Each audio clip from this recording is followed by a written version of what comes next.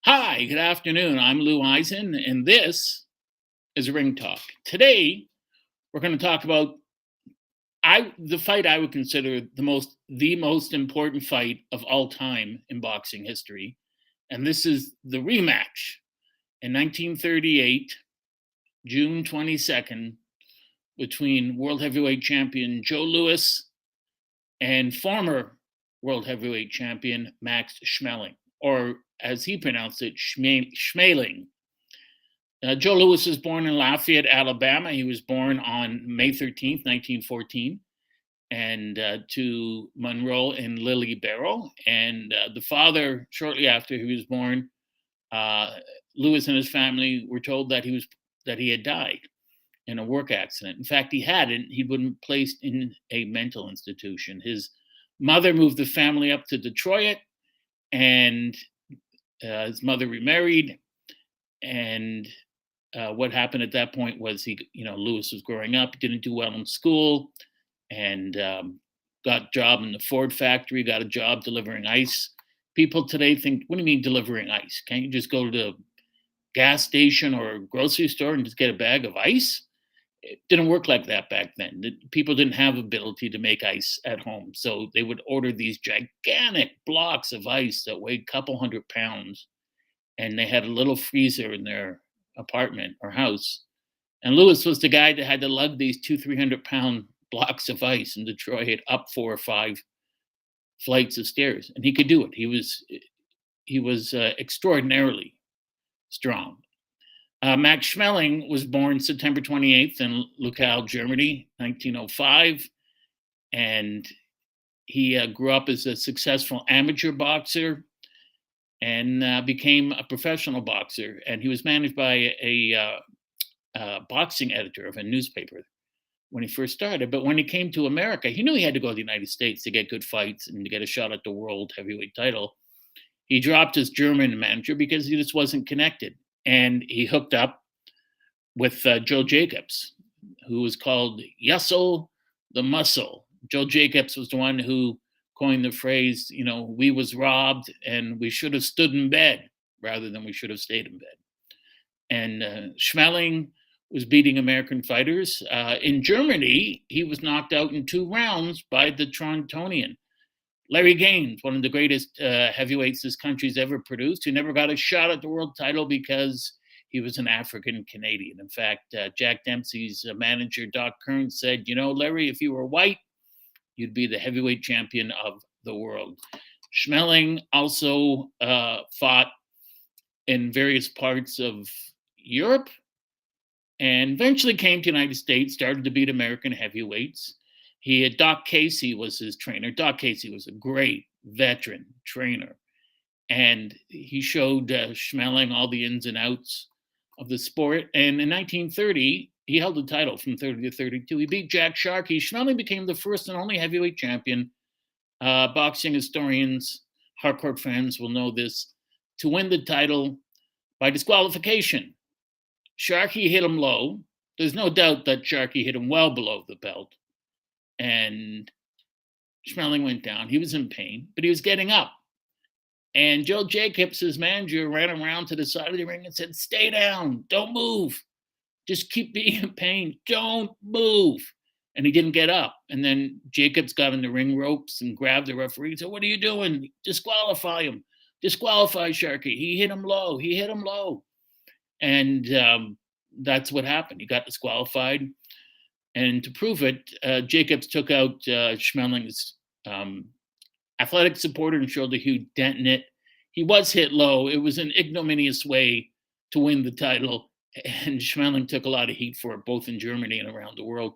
In the rematch, Schmeling dominated it, but they gave the decision to Sharkey. Joe Louis, there was no one like Joe Louis. Joe Louis was magisterial. He was the greatest finisher in the history of professional boxing, going back over 300 years. No one could punch like Joe Louis. Joe Louis threw straight, accurate, murderous, short punches that never traveled more than 6 inches. He could knock you out with a jab. He broke dozens of fighters' noses, knocked out their teeth with just his jab. He was perfect, absolutely perfect. He was flawless in the ring. He ended every flurry with a left hook because as he was taught by one of the all-time greatest trainers ever, Jack Blackburn, that to end with a left hook leaves you perfectly balanced in the ring. His trainer, Jack Blackburn, I could do a 10-hour podcast on Jack Blackburn. Jack Blackburn fought in the 1890s, early 1900s. He about 6'1", never weighed more than 135 to 150 pounds. He fought everyone from lightweight to heavyweight.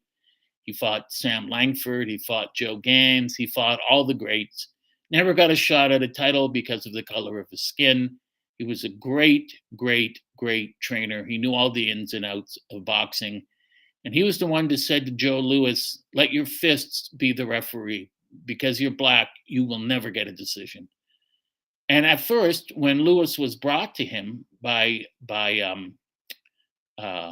John Roxborough and Julian Black, two numbers runners from Chicago and Detroit, these guys were mobsters. And they brought Joe Louis to him. And Louis had done incredibly well as an amateur, winning the heavyweight AAU, knocking everyone out. Blackburn saw him and said, no, not interested. And they offered him really good money for the time. This is during the Depression, the early 30s. And they were offering him hundreds of dollars per week. And Blackburn said, nope, wasted time. No black man will be given a shot ever again at the heavyweight title. I train white fighters and white fighters only. Won't waste my time with a black fighter. And they kept upping the money, and Blackburn needed the money. It was the Depression. And so he took Joe Louis on. And what Blackburn was afraid of course, was because of the reign of Jack Johnson and the controversy Johnson that swirled around Johnson, that no other black heavyweight would be given a shot at the title.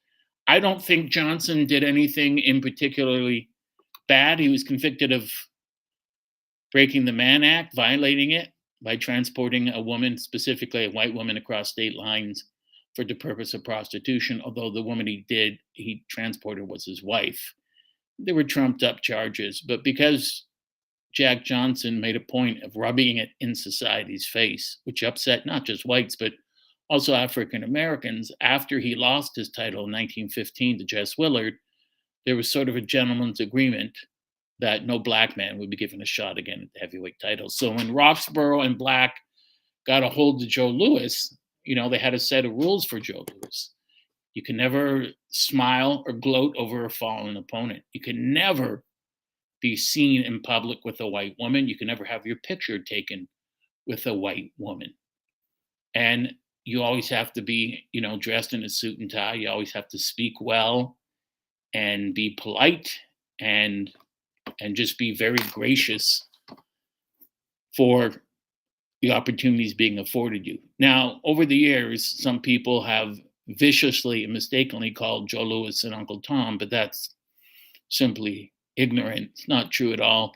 What most people don't know, they would say that Joe Louis never spoke out about civil rights. He did. He never spoke out publicly because he wasn't physically able to. He had a very, very pronounced stutter. And when he spoke in school and later on when he started his boxing career, because of his stutter, people would laugh at him. So he figured the best way to stop that is just not to speak. And he didn't.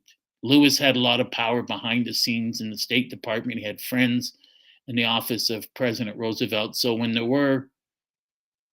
were problems, racial problems, when he was in the Army in World War II, he would make private phone calls to people he knew in the State Department, the War Department, and the White House, and he would have the problem fixed that way. And he did that all through his life, including up into the 1960s. Now, Joe Louis was this man coming up through the heavyweight ranks. He was considered unbeatable. He was destroying everyone on the way up to fighting Max Schmeling. He knocked out, and I just made a list here of some of the guys that he knocked out. I mean, Charlie Retzlaff, he knocked out Max Baer. He destroyed Primo Carnera. And when he beat Max Baer, they asked Baer after the fight. Baer was the former world champion. And they said to him, what's the definition of fear? And he said, the definition of fear is standing across the ring from Joe Louis and knowing that he wants to go home early. So he was running through all these fighters, and Lewis was part of a struggle within the boxing community. What happened was Madison Square Garden was being run by Jimmy Johnson, the boy bandit, who was pretty much in the pocket of Oni the Killer Madden, a mobster. So in Blackborough, when Julian Black, and John Roxborough called Jimmy Johnson, Johnson didn't know in speaking to them that they were African American. So when they said, we have a fighter, Joe Louis, who Johnson had heard of, we want to bring him to New York. And they said, well, your boy is, of course, and they use the N-word, so he's going to have to take some dives. And they just said, no, we're not doing that. Well, you know what? Then the hell with you. He doesn't fight in New York. But they had an ace up their sleeve. They spoke with the great Mike Jacobs. Jacobs was the one who funded all the fights, gave the seed money to the great Tex Rickard for all of Jack Dempsey's $1 million gates. You hear a lot with Dempsey's fights that these stadiums are being built and millions of dollars were offered up front as a guarantee. That was all Mike Jacobs. Jacobs was the number one scalper in New York, which made him the number one scalper on the planet. And there was an area in New York known as Jacobs Beach, and Jacobs got the best tickets, not just for boxing, for baseball, for hockey, for opera, for Broadway, for anything. If there was an event, he had the best tickets. And he made millions off of that. And he wanted to unseat Jimmy Johnson as the promoter at Madison Square Garden. So Black and Roxborough called him, and Jacob said, listen, I'm a Jew. I'm also an outsider. I don't care what color your guy's skin is. The only color I care about is green. And he booked Yankee Stadium, and he started to book Joe Louis in Yankee Stadium. And Louis was drawing, his first fight there against Primo Carnera, which was the one that really sent the media across the country wild. Drew over 60,000 people, and he knocked Carnera out in 6 rounds. He more than knocked him out. He butchered him. And so he kept fighting and fighting. Eventually, Jimmy Johnson couldn't draw flies to Madison Square Garden. And so he was fired, and he was replaced by Mike Jacobs. Schmeling, at that time, was still fighting, even though he had lost his title back, and he was still trying to get his career back on track. And the fight between Schmeling and Louis, the first fight in June of 1936, was considered an easy tune-up. Schmeling was thought to be way past his prime. Louis was killing everybody. I think going into the fight, Louis was 24-0 with 21 KOs. And Schmeling, I think at that point, was something like 48 wins, 7 losses, 4 draws, and 34 KOs. So not a shabby record. But they went in, they fought. And before the fight, Schmeling did a smart thing. He watched film of Louis. And he noticed, and this was a flaw that Louis was making because he was just so sure of himself. He was overconfident. He'd throw that left jab. And when you throw the jab, you're supposed to bring it back up to your head, to protect a counter shot. He didn't do that. He threw it, dropped it, leaving his head open. And Schmeling said, I see something, but I'm not going to tell you what it is. And before the fight, Louis was overconfident. He wasn't doing his road work, wasn't doing the sparring. He was eating gallons of ice cream. He was golfing. And his trainer, Jack Blackburn, said, listen, the muscles you use in golf aren't the muscles you use in boxing. You got to get back there. You got to run. You got to do your road work. You got to do your sparring. You got to hit the heavy bag. Got to do the calisthenics, the speed bag. Louis didn't do it. He thought, this is an old man. I'm going to hit him once. He's done. So they have the fight at Yankee Stadium. And I think, as I noted here, yes, 57 million people were listening to the fight around the world. At the time Schmeling fought him in 1936, Hitler had already come to power. And World War II was just about to start, and he was promoting the garbage of the Aryan race and the superiority of the Aryan race. And a lot of things that Schmeling supposedly had said about Louis and African Americans wasn't true. It's put out by the Minister of Propaganda for the Nazis, Joseph Goebbels.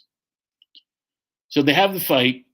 Schmeling in the first round is doing well. He's letting Louis hit him with his jab because he has to get close to Louis to land the right hand. And Schmeling knows, if I throw the right hand right away, when he drops his jab and I miss, he's going to pick up on that, and there goes my opportunity. So Schmeling took it for 3 rounds. He took Lewis's jabs and some right hands, but imperceptibly was inching closer and closer and closer. And finally, Lewis threw a jab, dropped the hand.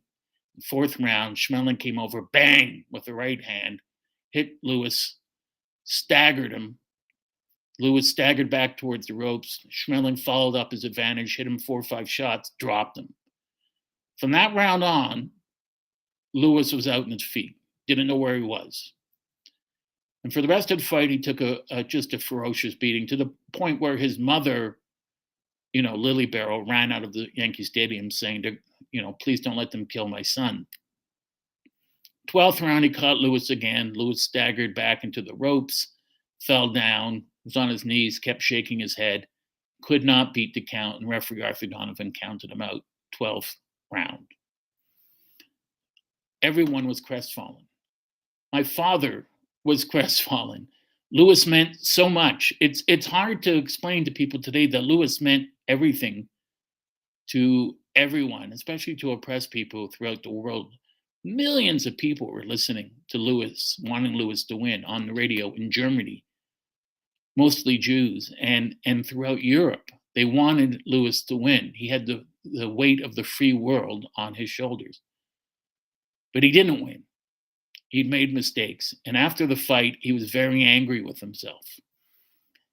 And he promised Jack Blackburn, I'm never going to do that again. And Mike Jacobs, the promoter, did a very smart thing. Often when a fighter loses a fight like that, they'll let him take 8 months or a year off. They didn't do it. They thought, Lewis has got to get right back on the horse. 2 months later, and I have it down here, 2 months after that fight, Joe Louis is again in the ring. 2 months. He beats Charlie Retzlaff, knocks out Max Baer, or he beaten Baer before, beats all these fighters, Paulino Escudon, Lee Ramage, Charlie Mazzara, Patsy Peroni, Nady Brown. He beats 7 fighters in a row, and then he faces James J. Braddock in Chicago for the title. Lewis got married the day of the fight to Marva Trotter. In the first round of the Braddock fight, Braddock dropped him, short right hand. And Lewis got up right away. When he went back to the corner, his trainer, Jack Blackburn, was furious with him.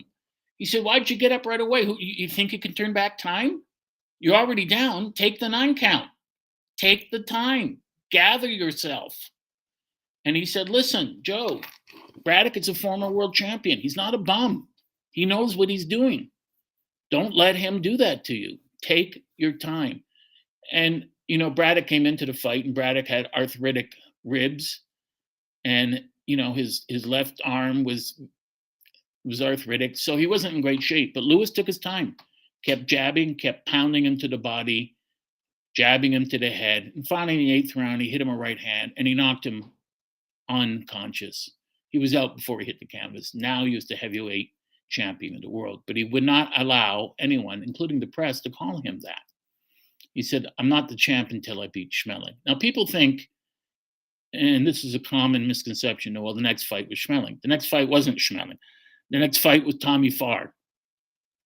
He had Farr, and then he fought Nathan Mann, and then he fought Harry Thomas, and then, all by knockout, he fought Max Schmeling in 1938, June 22nd. Over 60,000 people were there at Yankee Stadium and crowded in. And at this point in 1938, the Second World War is just about underway. Hitler is openly supporting Schmeling. Schmeling never liked the Nazis. He was never a member of the Nazi Party. They didn't allow athletes to join because athletic success was transitory in their eyes. And Schmeling felt all alone because as he's walking towards the ring in Yankee Stadium that night, people are throwing cups of warm urine at him, empty bottles, spitting at him, threatening to kill him. 2 hours before the fight, most important fight not only of Joe Louis's life, but probably in the history of all boxing, because the fate of the free world depends on this. Joe Louis takes a nap.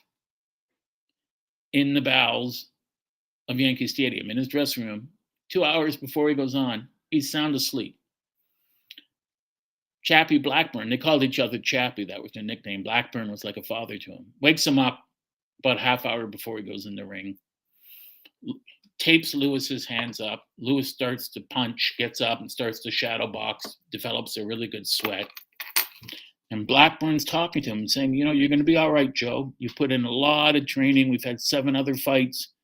You could go 150 rounds. And Lewis looks at him and said, 1 round. And he said, no, don't make a mistake. You could go 15. And Lewis said, if I don't kill him, it doesn't count. 1 round, Chappie. He goes and won. Jimmy Cannon, the great sports writer, was there. And he was the one who came up with the famous phrase, an accurate phrase, that boxing is the red light district of sports. He said, how's it going to happen tonight, Joe? What round are you going to get him? He said, first round, he goes out.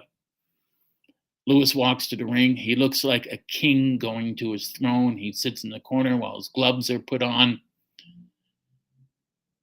The announcer, Harry Beloy, gets up and makes an impassioned speech, in all fairness and in the world of sportsmanship, may the better man win.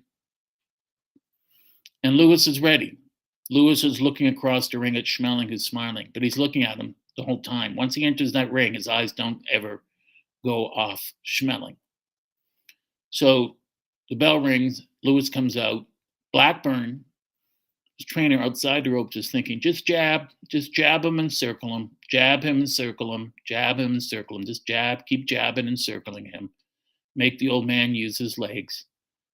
And Schmeling was 9 years older than Joe Louis. Lewis walks out, throws a couple of jabs, stiff jabs, lands in Schmeling's face. Schmeling threw in the entire fight and landed 2 punches. Schmeling did hit Lewis a good right hand, but Lewis was so zoned in, he was so focused, it made no difference. Lewis starts lathering him with leather. He just hits him a couple jabs, right hand on the chin, left to the side, right to the side, another left to the chin, right to the chin. He's just going full tilt. Lewis is in the zone. He's moving forward and he's pounding Schmeling, and Schmeling has taken these shots flush. Schmeling's balance is now gone because he's hurt, which means that he can't brace himself for each punch. He's taken every punch, the full impact, at the point of impact. He gets to the far ropes. Lewis hits him a right hand into his left ribs, and no one had ever seen this before. Schmeling let out a scream. Ah! He was in serious pain. Lewis had broken 3 of the lumbar vertebrae, as well as his ribs, with that one right hand, and lacerated his kidney. Hit Schmeling again, hit him again. Schmeling's hanging onto the ropes, which should be a knockdown. Referee Arthur Donovan separates them. Lewis stands back. Schmeling comes out. Lewis comes forward, left hand out, hits him with a quick right hand, which travels faster than the speed of sound. Schmeling's head, reverberates back and forth. Bang, hits the canvas. And his eyes are open wide, and 60,000 people in that audience are going berserk. Schmeling gets up. Lewis comes at him again. Left hand, another left hand, right uppercut, straight right hand, left, another right hand. Schmeling goes down a second time. At that exact moment, all the radios in Germany are turned off by the Nazis. They cut the feed that they're getting from American radio because they know what's about to happen. They couldn't believe it. They believed this master race garbage that a black man couldn't defeat a white man, and Lewis was just taking it apart, taking Schmeling apart punch by punch. Schmeling somehow manages to get up again. Lewis comes in, hits him a left to the belly, right to the hand. Schmeling goes down again on his knees. And before the fight, his trainer was disallowed from being there. Actually, his manager, Max Jacobs, because of infractions he'd made during a fight with two-ton Tony Galento. His trainer, Doc Casey, said, I don't want any part of this. This is going to be an ugly night. And he left. So he just had Max Mann in his corner. That was all Schmeling had. And Max Mann, as they would do in Europe, took a towel and threw it into the ring. The towel landed on Arthur Donovan's head. Donovan, in the United States, then they didn't recognize that. You couldn't do that. Took the towel, threw it to the side, and it landed on the middle strand of the rope where you could see it swaying. He's counting over Schmeling, and then before he reaches the end of the count, he just waves the fight off. Max Mann's already in the ring and, dealing with his fighter. And after the fight, Lewis said, "Now you can call me champ." And of course, the announcer said what became familiar for the next 11 years, the winner, 2 minutes and 4 seconds of the first round, and still the heavyweight champion of the world, Joe Louis. Louis went on to have 25 title defenses. He held the title for 12 years. He was the greatest finisher the sport of boxing has ever seen. There's never been anyone who could punch as straight as Joe Louis, who could punch as quickly as Joe Louis, who could put his punches together as well as Joe Louis. The other great thing about Louis that I wanted to clear up was the fact that people always mention the Bum of the Month Club. And they do it in such a way as to denigrate his opponents. And that's the easiest way for someone to insult a fighter, is to denigrate their opponents. Bum of the Month Club did not in any way, shape, or form mean that Joe Louis's fighters, or the guys that he fought, couldn't fight. What it meant was that his skill level, his technique, his power was so vastly superior to anyone else in the world that he made even really good and great fighters, and Schmeling was a great fighter, look like bums. That was the gift of Joe Louis. So Schmeling continued to fight after this. Of course, Louis did too, and they both served in World War II. And after the war, Schmeling had a much better life than Joe Louis. He bought the rights to many Coca-Cola bottling plants. Ended up a billionaire. Helped Joe Louis out with expenses. He went to visit Joe Louis often. They weren't friends. People said, well, they were friends. They only saw each other once every several years. But whenever they would, Schmeling would slip him some money. They liked each other, but they weren't exactly close, as people like to believe. Louis, in his later years, had a lot of problems. He was suffering from dementia. He was hooked on drugs. And of course, he had all those problems with the IRS. They taxed him on fights where he'd given the entire purse to the Army Navy relief funds, which they should not have done. And even when Frank Sinatra paid it off for him, they still went after him. But he was always remembered as being the man who put America and the entire world on its back. He saved the free world. This is why a lot of people who felt sorry for him after, when Joe ended up as a greeter at Las Vegas at casinos, especially Caesar's Palace, he didn't feel that way. He thought, I shouldn't have to work. I saved the world. I beat Max Schmeling. And you know what? He was right. He did save the world. In a time of fear and desperation, coming out of the Depression and a world war against these monsters, Louis put the entire world on his back and ensured everyone that things would work out in our favor.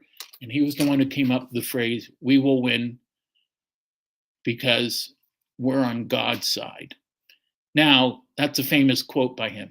The quote was supposed to be God's on our side, but Louis, the great Joe Louis, stuttered, and he was dyslexic, and he would often get things like that mixed up.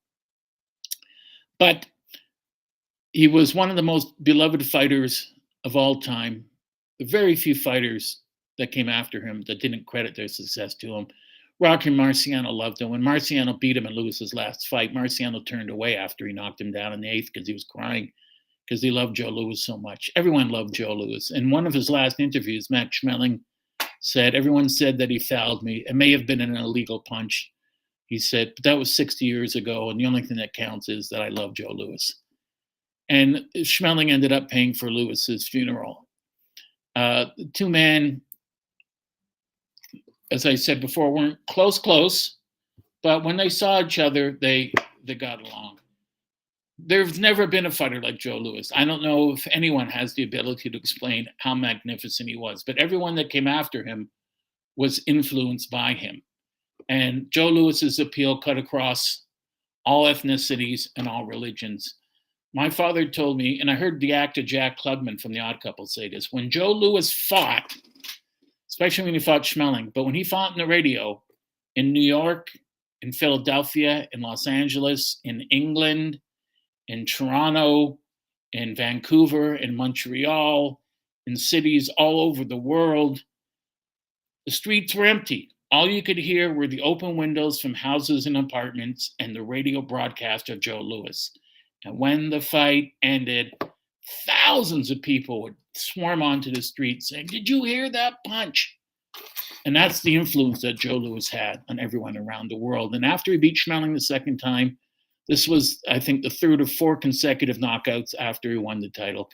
And he just had a glorious reign. He was a magnificent world champion. And you can't rate him any less than the greatest of all world champions. I would put Ali up there as his equivalent, but Ali's reigns were interrupted because of political interference and also because of racism towards Ali. Whereas Louis, although he had to put the title on ice for 4 years during the Second World War, still managed to come back. He wasn't what he once was, but he was still better than anyone else. 12 years, 25 title defenses, never will be equaled again in any weight class. He was, without a doubt, not just a brown bomber. He was, pound for pound, the greatest fighter to ever step into a prize ring. He was absolutely perfect. I'm Lou Eisen, and this has been Ring Talk.